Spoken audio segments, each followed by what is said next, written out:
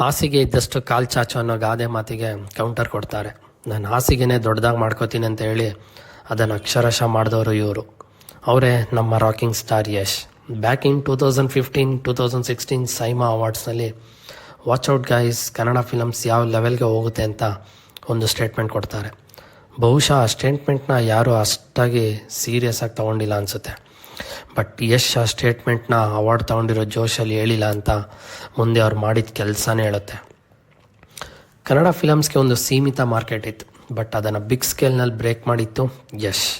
ಯಾವ ರೀತಿ ಬ್ರೇಕ್ ಮಾಡಿದ್ರು ಅಂದರೆ, ಸದ್ಯಕ್ಕೆ national and international wide Kannada ಫಿಲಮ್ಸ್ನ ರೆಪ್ರೆಸೆಂಟ್ ಮಾಡ್ತಿರೋದು Yash.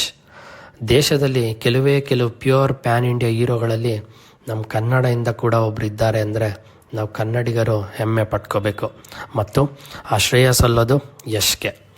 Quality is more important than quantity ಅನ್ನೋ ಮಂತ್ರ ಇಟ್ಕೊಂಡು ತುಂಬ ಸಮಯ ಇನ್ವೆಸ್ಟ್ ಮಾಡಿ, ಐ ರಿಪೀಟ್, ಸಮಯನ ಇನ್ವೆಸ್ಟ್ ಮಾಡಿ ಜನರಿಗೆ ತನ್ನ ಇಮೇಜ್ಗೆ, ಮೇಯ್ನಾಗಿ KFIಗೆ ಎಂಥ ಫಿಲಮ್ಸ್ ಬೇಕು ಅಂತ ಯಶ್ ಅವ್ರು ಮಾಡ್ತಿರೋ ಎಫರ್ಟ್ಸ್ಗೆ ನಾವು ಹ್ಯಾಟ್ಸ್ ಆಫ್ ಹೇಳಲೇಬೇಕು.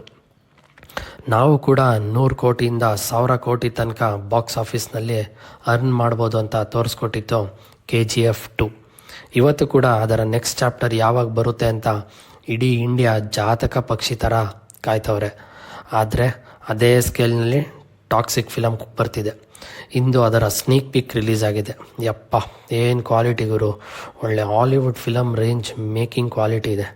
ನನಗಂತೂ ಟಿಪಿಕಲ್ ಬಾಂಡ್ ಫಿಲಮ್ಸ್ನ ವೈಪ್ ಕೊಡ್ತು. ಯಾವಾಗ ಈ ಫಿಲಮ್ ರಿಲೀಸ್ ಆಗುತ್ತೆ ಅಂತ ನಾನಂತೂ ಕಾಯ್ತಾ ಇದ್ದೀನಿ. ಸೊ ಇದಾಗಿತ್ತು ಫ್ರೆಂಡ್ಸ್, ಯಶ್ ಅವ್ರ ಬಗ್ಗೆ ಚಿಕ್ಕದಾಗಿ ವಿಡಿಯೋ ಮಾಡೋ ಪ್ರಯತ್ನ. ಸೊ ನಮ್ಮ MRP ಔಟ್ಲೆಟ್ ಯೂಟ್ಯೂಬ್ ಚಾನಲಿಂದ ಯಶ್ ಅವ್ರಿಗೆ ಹುಟ್ಟು ಹಬ್ಬದ ಶುಭಾಶಯಗಳು.